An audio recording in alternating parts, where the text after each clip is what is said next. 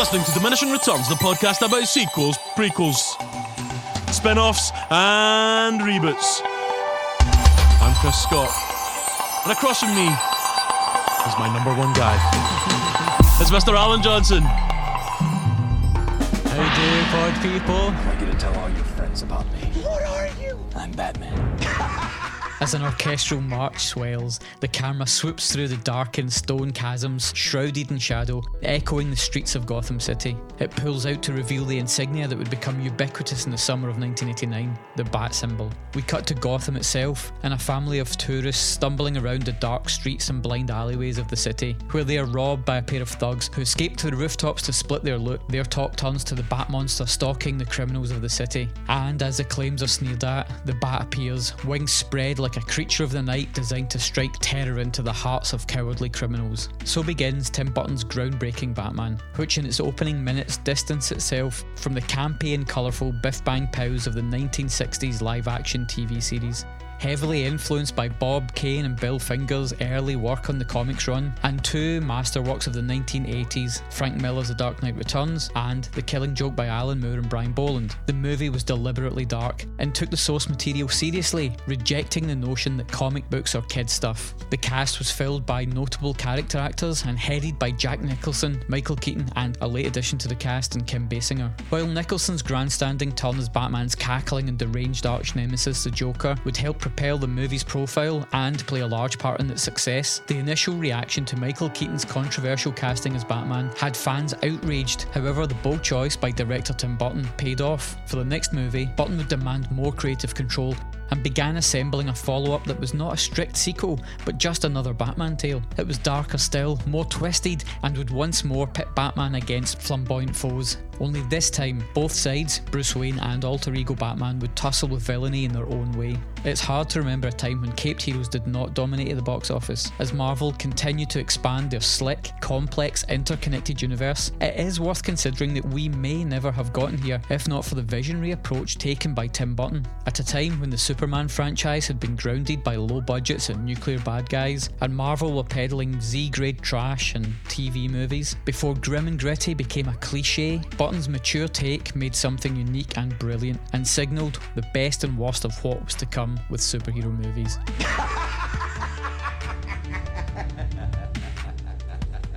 Alan, obviously, we're going to talk about the first film first because we have a lack of imagination. Something I don't think you could say against this film, actually. Yeah. 1989, Tim Burton's Batman, Michael Keaton, Jack Nicholson, who gets top billing, in fact, absolutely. over the guy who plays Batman, Michael Keaton. We are both of the age, and let me be very clear, when I say that, I mean you were probably about 40 when this film came out, and I was but a child of 9. We remember the cultural juggernaut that was the Batman film. The hype for this film was unbelievable. It will not surprise you to know that I have a scrapbook of that time, which is just newspaper clippings of articles about the Batman film. Wow. I mean, it was news that this movie was happening. Crazy. I'm not going to lie. Every time we peel another layer of your absolute madness, dear Lord, man, a scrapbook of the news. I'm proud that you got your whole eventually. It's, you know, good for you, son.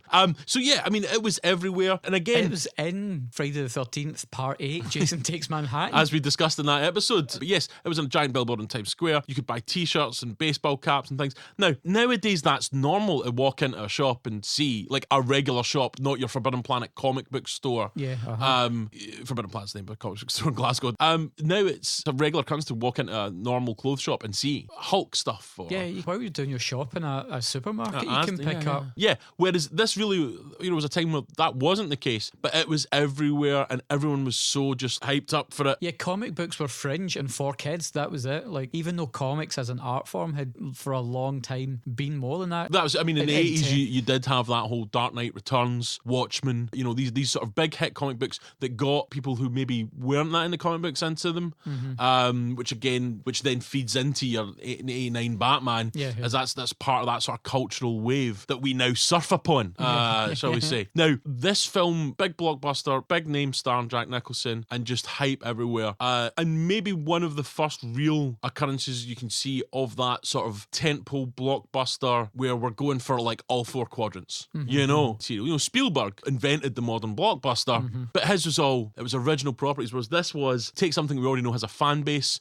and we're going to hype the shit out of it to get people in. And it fucking worked because Little Chris, which also, as we've discussed, is the name I also use for my penis. The actual Little Chris, 9-year-old Chris, was fucking freaking out about how I just couldn't wait to see this film. Yeah. And obviously, I'm assuming you're the same because you had a fucking scrapbook about it. Absolutely. I mean, it was the biggest single event to happen in my lifetime. Up until that point, everything else pulled into comparison. Odd to think that 78, Christopher Reeve as Superman had been a big hit. Yeah. You know, had become a franchise. But even that was a fairly singular thing. Superheroes had never really been a big, impactful thing on cinema screens. TV, sure. But as for big movies, no. And so Superman, by the time we got to Quest for Peace, you know, it just gotten ridiculous. I remember seeing that in the cinema at age like 7. And I assume I enjoyed it. But I have not seen it since, then. So its reputation very much precedes it. Yeah, made by Golan Globus, of course, the crazy Canon film people. Although Superman was a huge hit, it's a very real world set thing. It's set now. It's set in the now times. Apart from Superman himself flying, it's not even until the second film that he comes up against like a super villain. Yeah, it feels like people were getting into comics. This was the right time, I believe, because of the controversy over casting Michael Keaton, a man seemingly short in stature, I would say. I don't know his exact height. I don't know heights because I'm not gonna lie, I'm really fucking tall. Because you've been them all. I'm not, yeah, exactly. But I generally can't judge height. Like, everybody's smaller than me, so you're all just fucking midgets, right? But basically, we kind of rushed together a wee bit of footage. Yeah, well, fans protested, so appalled by the casting of Beetlejuice. Amazing that was the last time that comic book fans got really arsey about something and were proven wrong. 50,000 letters of protest sent to Warner Brothers. People actually had to put quill to parchment. Get a stamp. Yeah, exactly. Walk to the fucking post box. So this isn't just like venting your spleen like on Twitter. If you were raging about something, you actually had to put in some legwork to let someone know. Yeah, so actually comic book fans who are like racist and sexist nowadays, all I'm asking is that you put in a bit more work. Try what I mean? Harder. Yeah. I'm pretty upset about the racism and sexism, but I'm more upset about your laziness, millennials. Typical millennials. So yeah, you're right. John Peters, the producer, put together some footage to get a little trailer out early to try and appease people. Is that one of the first kind of real big budget, hey guys, teaser trailer we now know is part of the marketing plan for every big budget tentpole movie? Batman was like, maybe due to circumstance rather than design, let's release this little bit of footage, and people were like, oh fuck, that's quite cool. While we're here, Michael Keaton as Batman. I love while he was known really as a comedic actor, he had been doing Touch and Go or whatever. Yeah, he had done serious films. It wasn't like it's not like casting Jim Carrey as a Riddler as a ridiculous idea, say. Or no, they've got a handle on these things, guys. But yeah, for us, we're leading up to this. It's a maelstrom of hype and excitement. I remember as a kid enjoying it and having the computer game, but maybe being slightly disappointed because I was so hyped up that maybe nothing could have lived up to it. But then watching it again the million times I watched it on video or whatever, really enjoying it. What about you, Al? At the time, did it meet your expectations? Did Little Al, which we also know is your name for your penis, it'd be weird if you called yours Little Chris, but I would be honoured. I would be honoured. I'm not gonna lie. At the time, I was knocked me sideways. It was amazing. Like, I just couldn't get enough of it. I thought it was important to talk about how we watched it originally, the kind of culture of that time, because I think we would maybe both agree we come at this film with a lot of youthful baggage in a good way, a lot of memories and nostalgia that it might be hard for us to give you the academic film criticism that this podcast is known for. Let's just say my rose-coloured spectacles are like big, thick nerd glasses. Yeah. It's really hard for me to not see this film with that kind of nostalgia of young me. Well, I have a more intellectual bent and I'm more rigorous with my intellect, unlike you. So I'll be perfect. Don't worry. I'll carry this one out.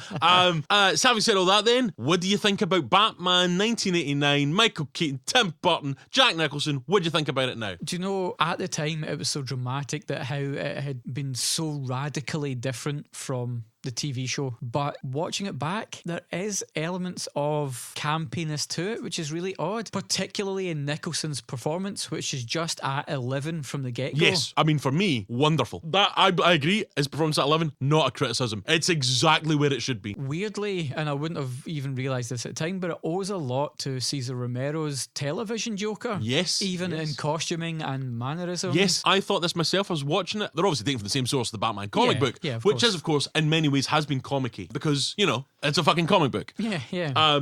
What I think is the big difference is that the Batman 1989 film is maybe almost equally as comic-y in places as the 1960s TV show, except that the Batman film takes the comic book stuff seriously, whereas the Batman show was very much winking at the audience and going, this is a comic book show, this isn't real, this isn't happening, we're laughing at how stupid this is, which, by the way, in its own way, incredibly complex, particularly for, you know, a mainstream TV show in the 60s, to be that meta, you know, to have that sort of idea that the characters in the actual text are in on the joke and are aware. You know, that's incredibly brilliant. Whereas there's equally as comic booky weird stuff, the Joker's goons, the performances, all these things. But those things are creating real peril in this universe. The universe itself is taken seriously, even though ridiculous things happen in it. So the ridiculous elements are still ridiculous and funny, but at no point does Michael Keaton's Batman stop to wink at the camera. At no point is the Joker being like, yeah, it's just a laugh. I'm not really going to murder lots of people. He's exactly wanting to murder lots of people. And that's very slight difference. One's a comic book world that we're laughing with and at, and one's a comic book world that we're going to have a lot of fun in, but internally, the logic of this is that we are taking this seriously. It's different from a gritty reboot, which is what we had with the Nolan films. The Nolan films are gritty reboots, and I think when we watch Batman, we think that that was an original gritty reboot. In fact, it wasn't. It just took the text seriously. And so watching it, it's amazing to us, because to us that was the dark Batman, at how much fucking fun it is. How much groovy nonsense. I mean, the fact is, straight away, it's set in the now times. It's the 1930 now times. 1930s kind of cliched people, like characters and stock characters all over the shop, except there's a Prince song playing on the radio. I think had it not taken those brave stylistic choices, those really weird, hard to pin down when it's set, gothic architecture, it's a world where all men wear hats. I think had it been costumed with contemporary fashions, it would have really dated badly, but it exists in this like fairy tale world. It's this entirely capsuled thing. It's its own universe. It's its own comic book universe that whoever the town planner of Gotham is evidently had like an unlimited budget and was insane. And it was just stuff on top of stuff. And it's great. Filmed in Pinewood in the UK. Rightfully, Anton Furst won an Oscar for the production design on the film. Really incredible look. Do you think it still holds up? Would you still like it's a good, entertaining film? I personally do. I think it's not without certain longueurs, and I thought it was a solid 7.5 out of 10. The two things I think that let it down are they hadn't refined the Batman costume enough, so Michael Keaton has to move all of his upper body in one go. Like he can't turn his head. It does make his movements very weird to see. Yes, the fight choreography in it is hard because basically the suit, it could barely move it. It's so unforgiving. And secondly, it's much more of Jack Nicholson's film. Batman's almost a passenger in his own movie. But that said, I really like it. It's a great place to start. It really was like ground zero for comic book movies. Obviously, it's an enormous profitability meant that everyone else just went, oh, we need to get in this making comic book films. So suddenly you were getting things like Dick Tracy dug up so that we could, tapping into that like 40s which was an world. Even bigger success than did you love Dick Tracy? I did not like Dick Tracy. Right, no, so for once I get to be the nerd here. I fucking loved Dick Tracy. I thought it was great. I bought the 3 like prequel comic books and everything. Okay. But yeah, Dick Tracy, The Shadow, and shit, even The Rocketeer. Fuck's sake, The Rocketeer was also like a 40s superhero gadabout. I know that when I was a wee guy, the thing that I loved the most was the hats and long coats. Not the badass guy with a cool car machine gun and cunts. No. No, what I really like is if people spoke exaggeratedly in 40s accents. Well done, guys. Well done, Hollywood, for missing the fucking point there. And then, of course, Batman itself then spawned Batman, the animated TV show, which is possibly the greatest iteration of Batman ever. So Batman animated would never have happened again if not because of 89 Batman. So yeah, I've never seen that shit. Cool. Well, You, sir, have missed out. I mean, there's a lot of things I've missed out on, man. But in the UK, it was the first film they had to create a new rating system and create 12 the rating? 12 Yeah. certificate for Batman because it was Oh wait, so did, dark. did I say I was 9 when I saw it? I meant I was 12. Don't worry, Mum and Dad. The police aren't going to get you.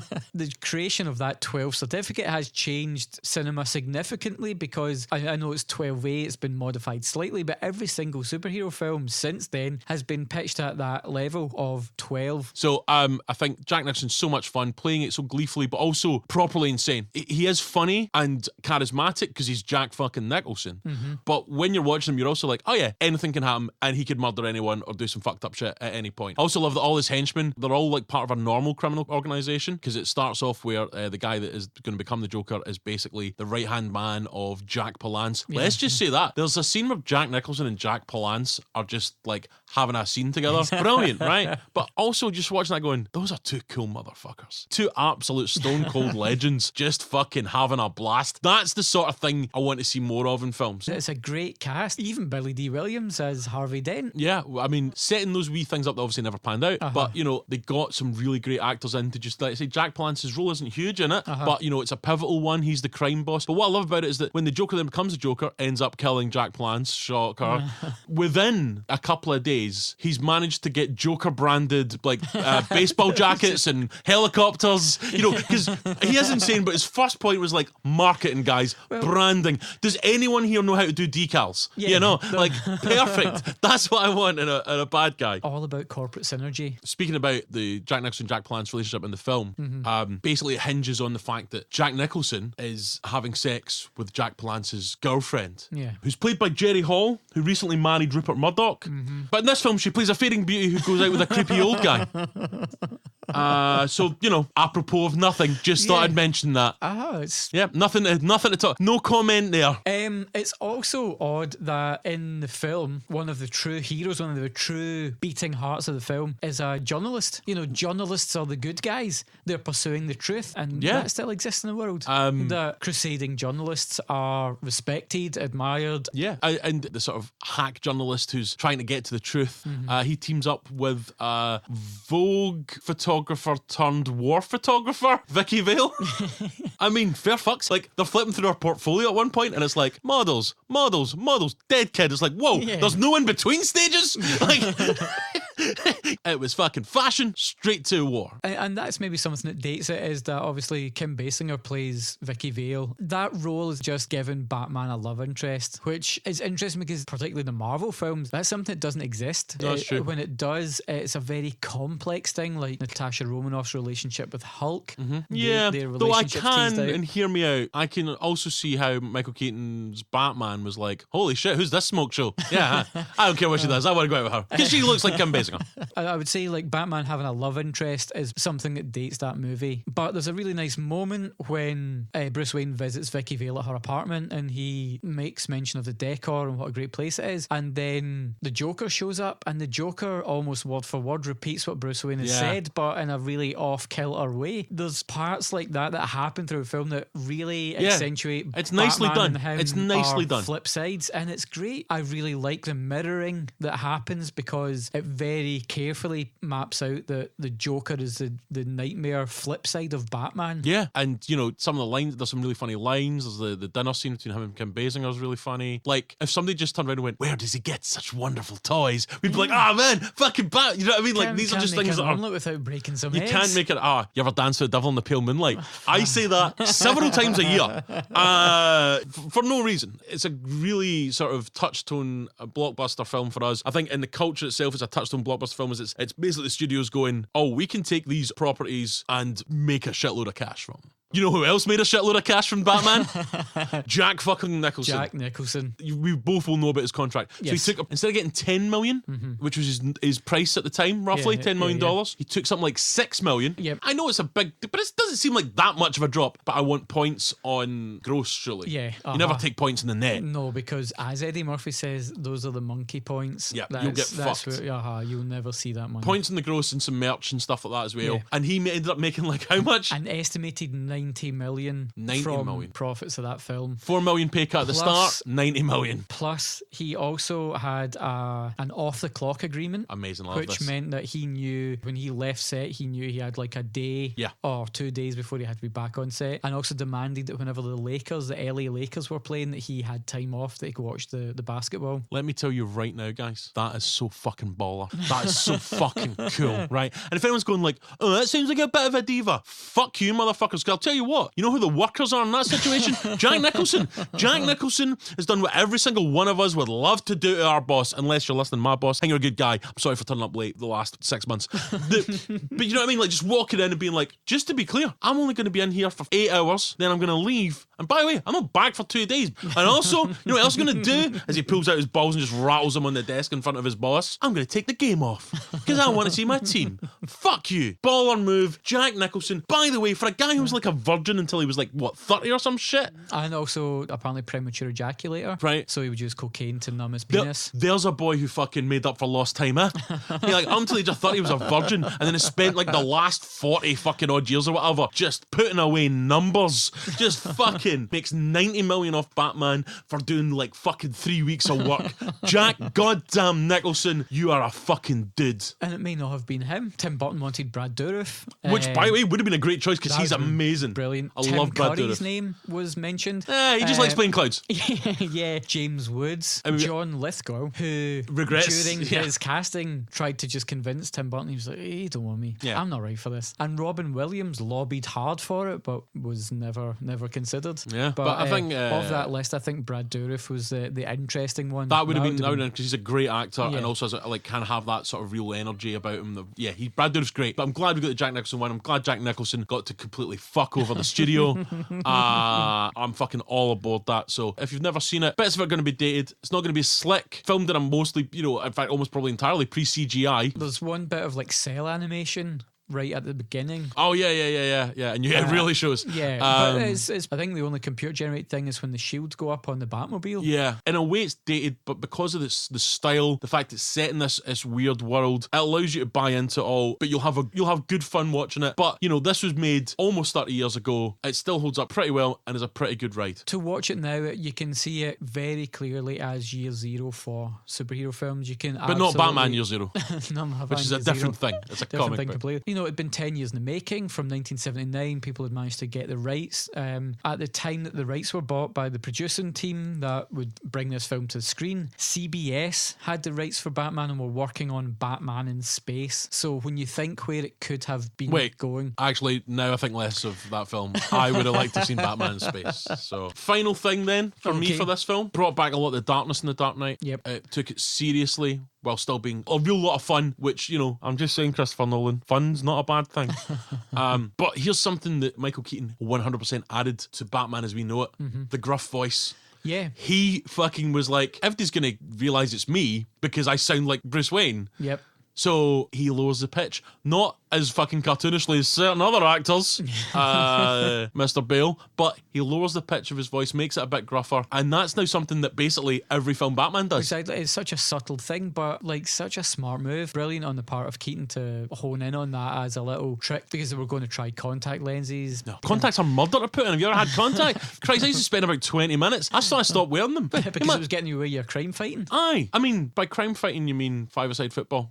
But yes, I feel you. And so, but the big thing was at the climatic battle, of course, the Joker dies, and it sort of kicks off a problem that the series has now created for itself. Villains are going to die at the end, so each adventure is like a bottle episode. Yeah, there's not going to be big arcs going over. And even Tim Burton didn't think he was going to come back. It was only because of the enormous success of Batman that when they fucking backed up a truck full of money. Beep, beep.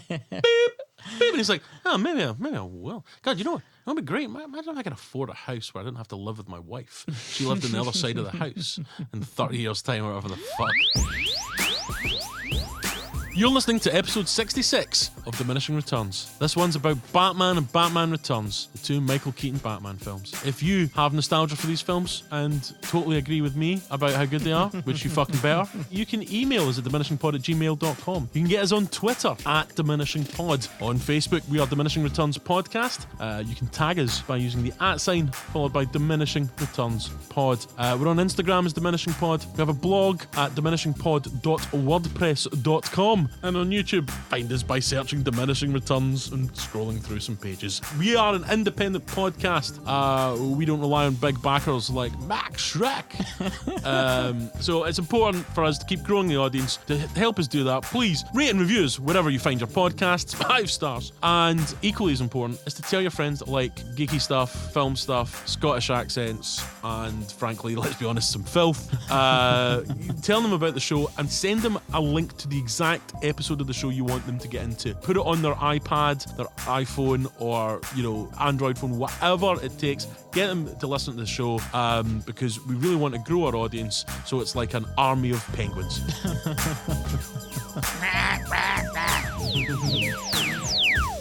So Burton was urged to come back, but he wants more control over the goings on because the first one, obviously it was that massive hype machine. Everybody's wanting a bit of it. People are selling, Batman off to soft drinks companies and Happy Meals and whatever. Batman's tied into all of this merchandising deal. Tim Burton's like, well, if I'm coming back and I want to do it on my terms. So the gritty Batman we had in the first is doubled down on in Batman Returns. Burton's not really interested in making just a direct sequel where stuff carries over. In fact, the film had been being developed even without Tim Burton. There was all manner of crazy stuff going on and mentioned about what was going to happen in between. Any examples? It was meant to be Harvey Dent's transformation into Two-Face would take place in this film. We would be introduced to Robin. Robin had been sort of mentioned as an idea for the first film. Was it not one of the Wayans brothers or something? Marlon Wayans. Yeah. So who's now still, has a screen credit, did costume fitting. He still get a residual check for Batman Returns. Brilliant. So they were meant to set up the origin story of Robin in the first film, that during the parade there's a circus and the Grayson parents are killed off by the Joker in that first movie. So in the second film, Robin's become Bruce Wayne's ward, and all of that gets axed by Burton as he decides to take it in another direction. So Batman Returns, 93? 92, I think. 92? Yeah. So, and this is the one I was worried about because I was like, I fucking thought this was amazing when I was a wee guy. And I am so happy to report that this film for me is fucking aces. I think this film has aged incredibly well. I think it works better now. The critics at the time initially didn't like how dark the first Batman was, so they absolutely spat the dummy when Batman Returns came out. They can suck on my balls. The general consensus was that it was mean-spirited, but I think there's elements within this film that make Batman Returns work so much better today than I remember, and I loved that film. I loved it, and when I watched it, I was a little bit trepidatious, and honest to God, I was hooting and hollering. This is fucking great. First of all, you've got the Penguin, you've got Catwoman, and then you've also got Christopher Walken playing a bad guy, right? I mean, how do you replace the watch? She was in his ass. Max Shreck, bad hair. Christopher Walken. So many voices, guys. Penguin. How do you replace somebody who's like as charismatic and amazing as Jack Nicholson? You get 3 amazing, charismatic, stone cold killers, and just be like, "Hey guys, we're gonna put you all in, and you're all gonna get amazing scenes." Could you imagine a film dropped tomorrow that starred Michael Keaton, Michelle Pfeiffer, Christopher Walken, and Danny DeVito? I would see that immediately. 100%. Immediately. Yeah. They're all huge stars. It's brilliant. And this is when we talk about sequels a lot, what it does is the thing we want from sequels. We've already established who Batman is, right? We've established this new dark world. We're going to run with it, and we're going to take all the things that worked in that first film and move them forward. Yeah. And that's exactly what this does. It ups the bad guy quotient, which actually may be a bad thing for other films, because I think a lot of other films look at Batman Returns and go, well, that was awesome because they had loads of bad guys in it. And let's do that in all our films, which actually doesn't work for most films. Well, it's a tricky thing though. Like, Batman was set up and it we see an origin story essentially of the Joker, but Batman, we just learn of his origin through a flashback. Really neat way to do it. Which was great. The Penguin, we get his origin story as, a little early... Pre-credit sequence, almost. With Pee Wee Herman as his dad. Oh, that's what that guy was. I was really doing my head in who that was. Paul Rubens as the Penguin's dad. Should have noticed because he was jerking off at the back of a cinema. Whereas it's become the joke now with Batman. Obviously, oh God, we're going to see his parents get killed. Every Batman film subsequently has always got to have this big... It's amazing how well the Batman 89 one handled that. And how well actually it handles the introductions to all the other characters in Batman Returns. Yeah, because even Shreck as a character, he's not a comic book character, so there's no, nobody has any information on him. But he's so much more than just a megalomaniac businessman, because he's played by Walken. So it's really Christopher Walken as Shreck is great, almost played by David Bowie. I can also see that because he also has a mental voice. But the second time that Walken took over from Bowie in a row. What was the first one? View to a Kill. Really? Is that right? Song. Yeah, it was meant to be Bowie and he passed and Walken took over. I'm sorry, lads. I'm too busy taking cocaine. I'm on my way. I'd love to do this. Give it old Chrissy Walken, mate. He's a good bloke. Wow, hold on. I was just visited by the ghost of David Bowie there. I hope we caught that. The ghost of Bowie's come to see us. It's been so kind of him. He's so generous in the afterlife. Maybe I can get back. What's that? I think that you and Al, the two greatest artists since I've passed to the ghostly realm. You are like the David Bowie of podcasting. Oh, Jesus, thanks, man. That's all right. Well, I mean, that's an exclusive. We should probably put that in the description. We were visited by the ghost of David Bowie. So, great. I love it. So, again, as you said, it's darker, but in a good way. It opens, right? This film opens with a kind of child born with a deformity whose parents are like, well, fuck this noise. Real blue bloods, real 1%ers. We're rich guys. You're an ugly kid. You're getting abandoned in a river. You're probably going to die because it's Christmas. Let's be clear. They're not abandoning him in a river on a lovely hot day. It's like, this isn't Moses being sent off in the basket to save his life. This is, we want you to drown, fucker. Yeah. And then, so you see that happen, and then it goes, the wee caption, Gotham City 33 years later. So, just to be clear, Danny DeVito in this film is 33.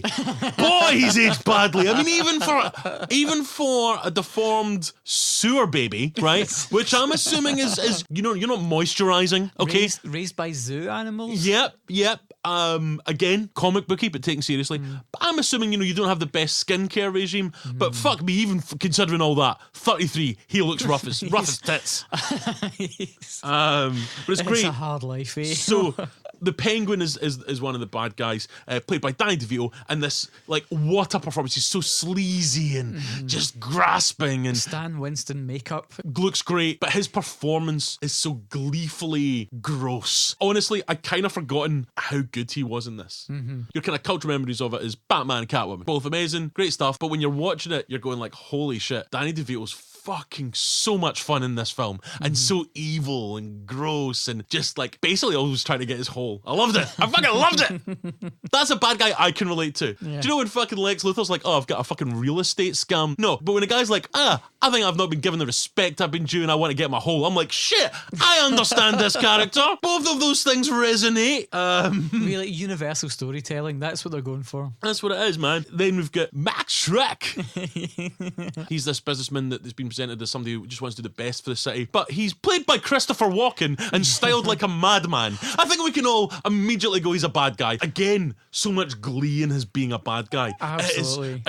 This wee thumbs up and little looks he gives people. It's so much fun. And he's trying to get the mayor to sign off on a power plant that instead of giving power to the city will leech it, which, cool, I guess that, I don't care. I don't care because he's just so evil. I'm like, it doesn't matter what his plan is. Yeah. He's just so maniacally bad. And his secretary is the, one could say, sort of mousy, quiet Selena Kyle. And simpering. Just this, she's introduced in the boardroom as just, this incompetent secretary. She goes back to her flat, and it's this sad, all pink, fluffy toys. The man that she wanted to go on holiday with is basically saying he's leaving her, which, to be clear, while she's like acting a little bit mousy. And what, by the way, Michelle Pfeiffer gives a great performance here, because you do kind of go, oh, that's just some poor, simpering, unattractive lady. And then you look at her again and you go, no way, that's Michelle Pfeiffer. Like, that guy in no universe, that guy's like, Jesus, chick's like got kind of annoying decor on her flat, but she looks like Michelle Pfeiffer.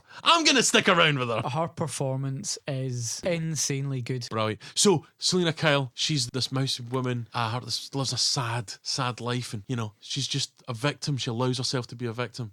And Max Shreck, I've got to do it every time, because, you know, it's the only words I can say in his accent. He pushes her out a window to her death, it seems. But then, through the magic of cats licking her face and biting her fingers, I'm not entirely sure what's happened there, but somehow, through that, she's alive again, and she becomes Catwoman. I don't care about how that happens. I'm just glad it happens. Well, my take, I know people have always been like, oh, the cats lick her fingers and she becomes Catwoman. I've never seen it as that. I've always seen it as she's pushed out the window, like those canopies on the way down break her fall. Right. She hits the ground. I've always seen it more as like a head injury thing, just like unlocks her sort of repressed I thought that feelings. as well, yeah. Because everything she does is like a rejection of all of the societal norms that are placed on her as a woman. Absolutely. And she decides to just like absolutely vamp out, and just, so, you know, the fact she can then do martial arts, I just always assumed as that kind of woman she would have taken like a YMCA self-defense class, because she's a single woman in the big city. In Gotham, which, to be clear, if you live in Gotham, take a self-defense class, because people are trying to mug and kill you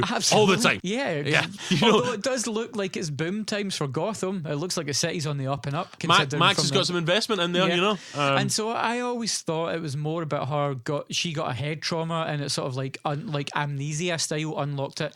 That the cats just awaken her from being knocked out from her slumber being thrown down like a giant building. But I get what you're saying, and I think as well. I think her definitely losing it, which could be a head injury kind of thing, because she does facilitate, not between being the old her, but just like, oh, you know, I'm kind of aware that some of what I'm doing here isn't me. She is so who conflicted, am I? and it's brilliantly represented in her costume, that as it goes on, it's literally coming apart at the seams. Yeah. She is fluctuating between these two sort of positions, in that she can see the life that she wants, and then she's just driven by revenge on this other maddening crusade. So it's an amazing performance. So Selena Kyle becomes Catwoman. She decides to get herself knocked up in like some latex gear.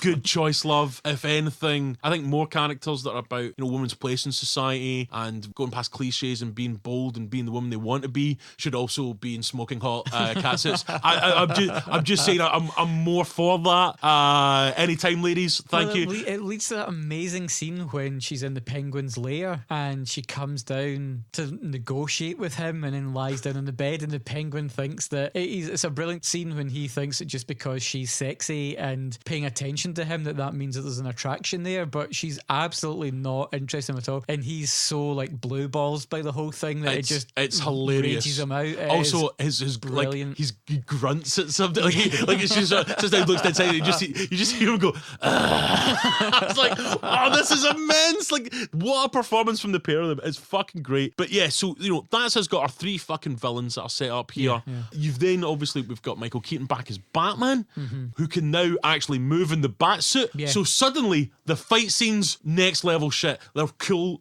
He's punching fuck out of dudes and kicking dudes, and it looks like he's actually having a fight rather than being this stiff guy because he couldn't fucking move. So the fight choreography's gone up to fucking 10. They've got the three excellent bad guys. We've got Michael Goff back as Alfred, the character I assume that you identify most with because he's an old man.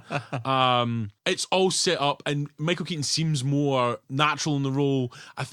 Which again might be an acting choice because obviously the first film was early in Batman's career, and now he's gone through this stuff and he's defeated the Joker, and now he's kind of a more confident Bruce Wayne and Batman. But equally, his performance is beautifully nuanced when he meets Selena in Max's boardroom, and he's immediately captivated by her, and he sort of like gets all his words muddled up. Yeah, he really plays Bruce Wayne and Batman. He's like, yeah, there's a hot woman with a head injury. Hubba hubba. What I like about that scene, right?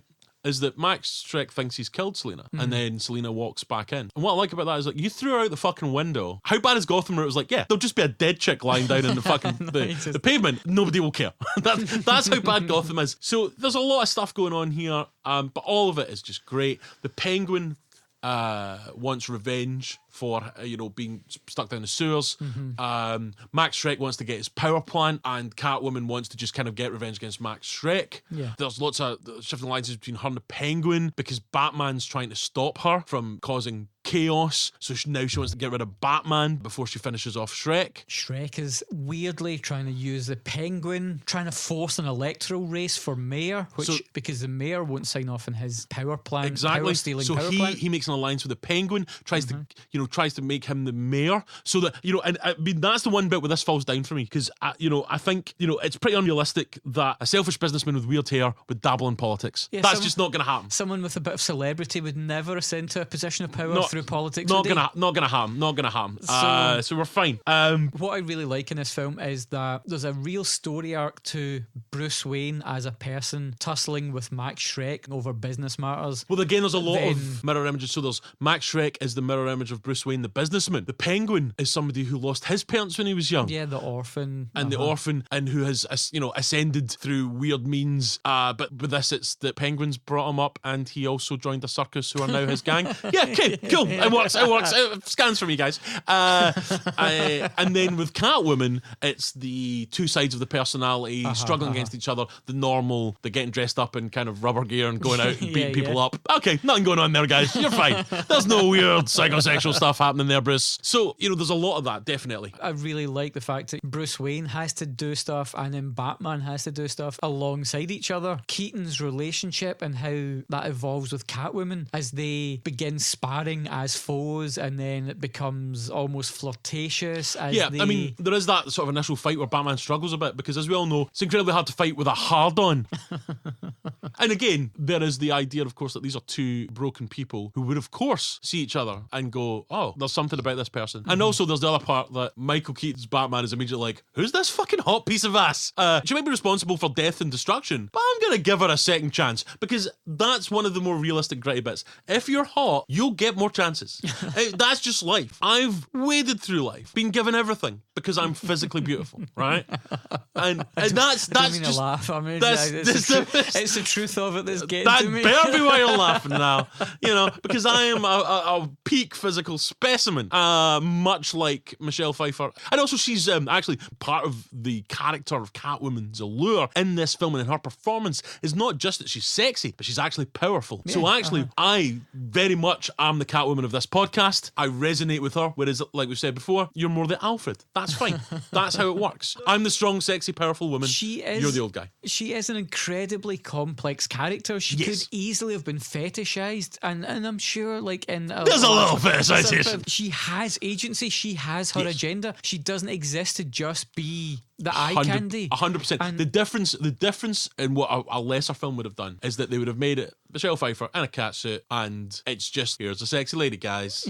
Whereas with this, they've put the effort in to make her not only a character, but have a point of view, saying a lot of stuff about women's roles in film, in society, and in real life. Such a nice, heady brew of just, obviously, it's going to be full of attractive people. It's a fucking Hollywood film, but we're going to have a bit of intelligence about it. Her actions in this is essentially like Selina battling chauvinism for the most part, which is great. And I also read her described somewhere as feminist fatale, which I thought was wonderful. Oh, that's nice. So yeah, she really rejects a narrow view of women in society by being freed almost as being Catwoman. Yeah, she is. She's freed from the shackles of expectations of her having to be deferring to men. And as we've said before here, it's important to have strong female roles in films, just not our podcast, because this is a sausage fest, guys. This is me now. We're just sitting here with our dicks out talking about Batman. All right, that's what's happening. You should get that checked, by the way. Is that new? Oh boy. So it's really dark. So it starts with a kid getting abandoned, and the end of the film is basically the Penguin's plan is to just kill all the firstborn children of rich people. Just murder babies. And even have a character go, isn't this a bit? And the Penguin just kills him. Like, no, we're going to murder children. Now, as I've said before, call me an old liberal, right? Call me some snowflake cuck, if you will. I'm against the murder of children. in real life. But in films, motherfuck, I love it when that shit happens. And, even though they don't actually murder any kids, the fact that they were willing to go there, it is dark as shit in places. All set in the snow globe world. Yeah. Like, it's a real touching Christmas classic. Oh. Here, it's really nice because just after the general gloom of the first film, it's like gloom plus. It's just got a little lends a different aspect to the visual of Gotham to have this powder of snow everywhere, and all around this Christmas festival of the tree, and when the circus freaks show up and attack the tree and they're all jumping into the Christmas tree stuff. It is bananas. That's what I like about the Batman universe, is that effectively the people that run clowning and circus schools must be making a fortune, because every bad guy seems to be like, well, I mean, I want to take over Gotham, but God, I really need my henchmen to be good at weapons, really good with like numbers, probably being quite smart with looking out for cops. They also need to be really good mimes. That actually is a deal breaker. That's the hill I'm willing to die on. If they can't do a decent mime, then frankly we might as well give up this whole crime operation. That brilliant, particularly when we look at the most successful superhero films of the day is Marvel. One of their big problems is actually bad guys aren't that great. Yeah, they have a bit of a villain problem. And these Batman films are just like, look how amazing these villains are. Which is weird because the new DC movies also have shit villains. Whereas, it's literally the company that gave you all these great guys. Yeah, I guess people being tied in for, multi-movie deals and spin-offs and stuff, and everyone hedges their bets to see whether something's going to be a success. We might want to bring this character back. That's right. Well, again, when you're talking about the end of Batman and the Joker dies, I was like, they killed the bad guy. They didn't hedge their bets, like you say. They didn't go like, then a little scene where it's like, but is he? And other than Catwoman, the bad guys in Batman Returns die, But the Catwoman thing's so odd. While it's highly unlikely she would have survived the taser French kiss. Yes, let's talk about that, because the way she kills Max Shreck is that she holds on to a power line, picks up a taser that she's been carrying for the whole film. I don't know where. No, maybe I do. Gross.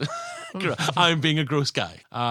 She holds on to a power line. She has this taser, and then she's like, I'm going to give you a kiss, Christopher Walken. And she kisses him, and through that, I guess, loads of electricity goes through the power line, her body, through her tongue to the taser, through to Christopher Walken, and it burns Christopher Walken to a crisp. And Catwoman doesn't even seem to be shaken. She's vaporized because she's vanished. Batman can't find her body. That's it. When Batman goes over to try and find her, she's gone. Yeah, she didn't even have to have a Walken, but he's not found Catwoman. She doesn't even need to have a fucking sit down. She's like, well, murdered that guy. Doop doop doo doo doo boo doo doo doo. Gonna go for a quick walk. Nothing better than a quick walk when you just electrified a guy by putting 20,000 volts through your body. And what is she? Jason Voorhees? I don't know. But you know what? When you've had so much awesomeness, if you make films that are this much fun, if they need to have a bit of comic book hand waving for it to kill the guy and it looks cool, go for it, guys. Knock yourselves out. We've also read enough comics to know that nobody's ever really dead. There's always a way to write somebody back. There's always some kind of ridiculous contrivance to make sure I don't know how deep the dead. Lazarus pit is, but they're going to need a big one for Max Shreck.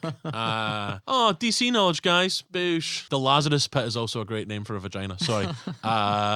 So it's quite a nice tag, right at the end of the film, we've not seen Selina's fate. Bruce Wayne driving home in the limo with Alfred thinks he sees her, and then the bat signal's launched and we see Selina on the rooftop. Or well, we presume Selina, it's just a bat. It's actually a stunt double because that sequence was quickly put together to show that she was still alive. Yeah. Ambiguous, but it could be another Catwoman. So what you're saying is that some homeless person has picked up that outfit? Old homeless Joe. Hey boys, found a latex catsuit. Oh, maybe get in some sort of flirtatious banter with Batman. Yeah, that sounds a lot better than jerking off punks under the bridge. Come on, it's fucking Selina Kyle. Cut the shit. Yeah. In universe, it's Selina Kyle. In real life, it's a stunt double, right? I'm down with it being Selina. I'm fine with it. So then why are you putting down the situation? There's nothing I would have loved more that instead of the Halle Berry Catwoman film, that we got Michelle Pfeiffer back. There's an amazing Darwin Cook run of Catwoman comic books. I would have loved any of that storyline become... Wow, guys, that's Alan wishing that a person of colour didn't get a lead role in Hollywood there. Just literally admitted that, boy. And he says he's the woke one. God, I mean, I don't want to... It seems a bit untoward, but hey, I guess I'll let it go. But good ending, because you want her back, because certainly in the TV show and in the comics as well, he's always a bit like, you're a ride, you can get away with it. There's always been a bit of frisson between Batman and Catwoman. Frisson's a good word, yeah. Dear listener, you will not have seen how impressed I looked when he said said that correctly. But if that film was made today or released today, that little tag ending would be like after 14 hours of VFX artist credits, post credit or and then there'll be a spin-off. spin-off, a Catwoman spin-off series. Things are better now. We've got lots of cool films. We get to see cool things like the Avengers. I'm happy we live in the now times. I'm not a man that looks back nostalgia, but there is some things that we've lost, and that is that those Batman films were a big event. Yeah. Now a comic book film comes out and you're like, ah! I know, I'll skip this one because it's going to be too long later. Exactly. So we're both agreed Batman Returns like 9 out of 10, maybe even a 10 out of 10. I think this is wonderful. I really do. There's one niggle for me. Original Batman shot in Pinewood has a lot of sets built outdoors, and I really think that lends itself to a bit of real. It made the city feel more real. There's real height to that city. You can tell this is filmed entirely in a set, and it doesn't feel as I quite like that though. endlessly skylined as the first film. I mean, that's such a minor thing. I think everything else that's going on in this is just brilliant, and at the heart of it, brilliant performances. Love it. And villains that aren't interested in taking over the world. The Penguin just wants what he sees as his, and Catwoman, she's not out to She wants to kill the guy that threw her out a window. Exactly. It's just pure revenge. That's fair. Had Batman just stepped aside and let her kill Shreck, it would have been interesting, because there is that part where she's like, it's heartbreaking when she says to Bruce, I can't just go and leave here and live with you in your castle. This is not a fairy tale. By the way, it is quite emotional, man, because you so care about these heartbreaking. characters. Yeah. And the fact that Batman is letting his hard, callous, I'm Batman, guard down to really be a human and connect with another human. Like, you really think that Batman or Bruce Wayne can pull Selina back from this precipice? And while that's playing out, you've got Max Shreck going, Bruce Wayne? It's amazing. Nice. Max Shreck's like puzzling out. He's like, you're Batman? What? Does he not go, why are you dressed like Batman? That's funny. See, that's just like, there's so much little fun, witty lines. It's great. I love this film. I wrote down in my notes, DeVito is amazing, everyone is amazing. That is my review of this film. DeVito is amazing, everyone is amazing. Well, while we're speaking about just the star players here, Tim Burton, he's a guy who had worked at Disney as an animator. Made a couple of Sorry, shots. I was just doing an impersonation of his fucking career. People were really annoyed that he was getting the Batman gig because they were like, wait, the guy that made Pee-wee is directing Batman. That man has it in him to make great fucking films.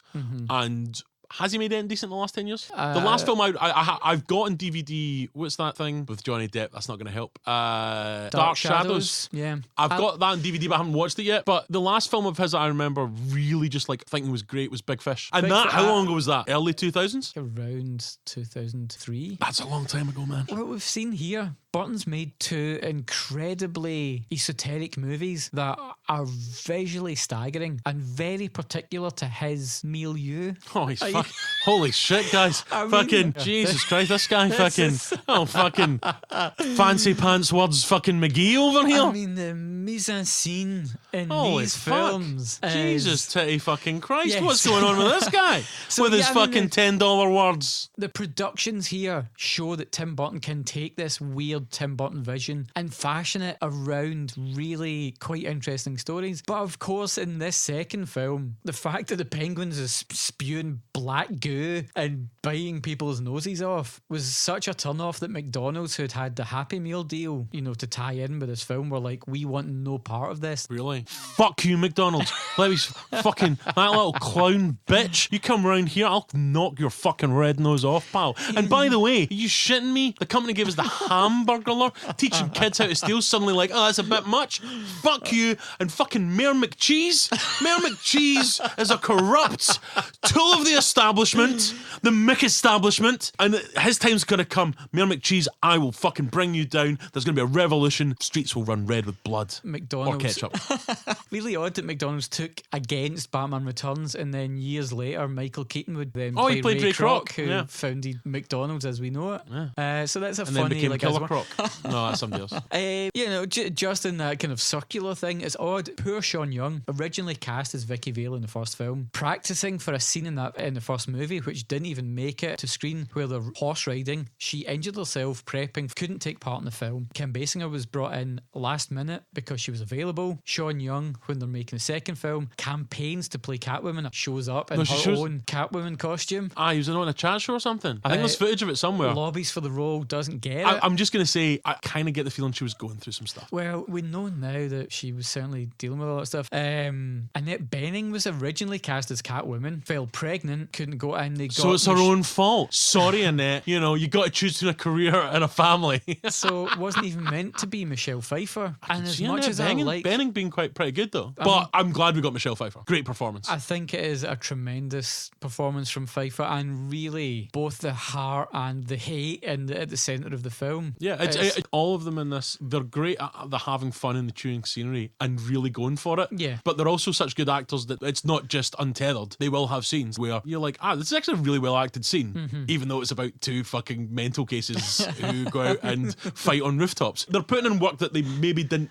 need to do. Actors maybe at that time felt they wouldn't have needed to do. Genuinely, brilliantly performed, and they've put depth into it without it being a slog. Because again, modern DC films, they think they're being dark as deep, and they think that, like it's gritty and this is like real fucking shit. Actually, real shit is not to overdo it because it is a comic book world, and Batman Returns is not on Golden Pond, guys. I'm just fucking letting you know, right? Real life is maybe your personality, desires, or subconscious desires will sometimes make you do things that are bad for you. That's Catwoman. She's driven by something. She knows that in many ways it's a bad decision, but she's got to do it, which is of course the mirror image of Batman, because Batman can never have a normal life. And so when you watch it, that does actually resonate with me, not just because I'm also a strong, sexy, powerful person that dresses up in latex.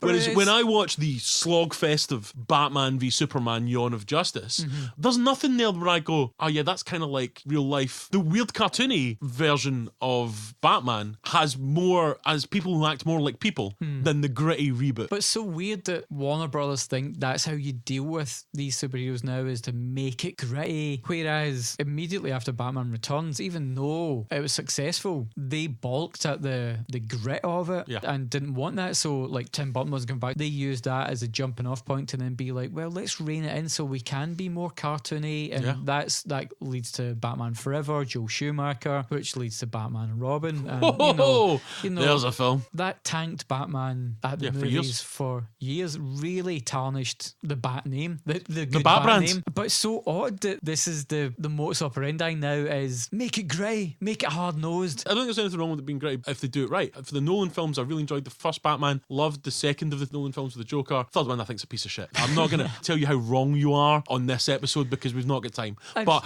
just so we're very clear that you're 100% wrong, okay? That's all we've got time for, guys. Thank you for listening to Diminishing Returns. Email us at diminishingpod@gmail.com or with the subject line, Chris is right. I think I could dabble in politics like Oswald Cobblepot. I think that's what was a real revelation to me. At the time, I really thought these were super dark movies, and now seeing them, I realised there's so much that really owes a debt to the 60s TV show. Yeah. But hilarious to think that at the time when they were casting this movie, Adam West was putting himself in the shop window going, I'm still in great shape. I could totally play Batman now. In space? That's where... Maybe. That's where well, it's a shame that's not going to happen now. It's a ship that sailed, eh? It's a spaceship that sailed. Alright, cool. And actually, you know what? I would probably need to rewatch The Dark Knight. I would need to rewatch that. I think Batman Returns might be the best Batman movie. Watch Batman Returns. Bye! Thanks, guys.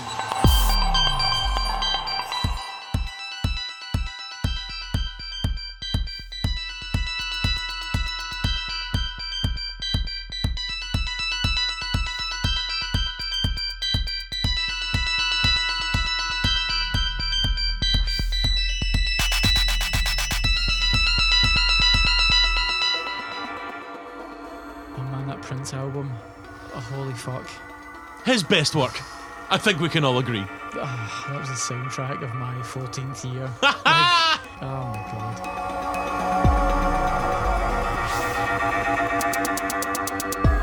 The watch was in his ass for 4 years. that wasn't from Batman Returns. I would remember if that happened.